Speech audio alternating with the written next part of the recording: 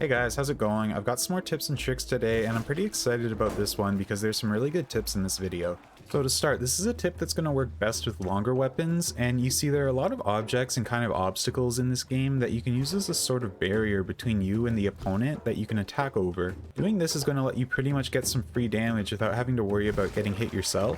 The enemies aren't very good at navigating the arenas, so use these obstacles to your advantage and it should make for some easy fights. This next tip is just a little one, but it can be a big help. Oftentimes you'll be fighting an enemy and they'll have something you want, whether it's spoils to the victor or maybe you just want a shield for the rest of the fight. Well, when you kill someone, you don't have to wait for their items to drop. You can just grab them out of the air, which can save you a couple seconds, and picking things up off the ground can be awkward sometimes too. Also, this just looks cooler.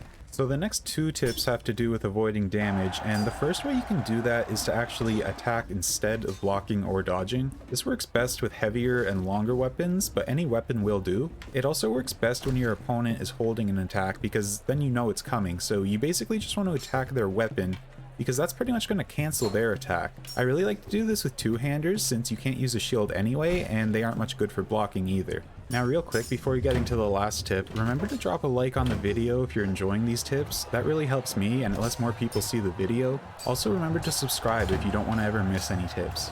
Alright, last but not least, I really like this tip. It saved me a number of times. So I've talked before about dodging, and now I've got a way you can sort of modify your dodge to make it even harder for an enemy to hit you. So this is going to be most useful when you don't have a shield, because if you do have a shield, you're probably going to still want to just dodge while holding up your block. But if you don't have a shield, then you're going to want to actually turn away from your opponent as you dodge so that you're showing them your back. And the reason for this is that if you look here, when I face my opponent, my head and arms are kind of forward since you just naturally kind of lean forward, right?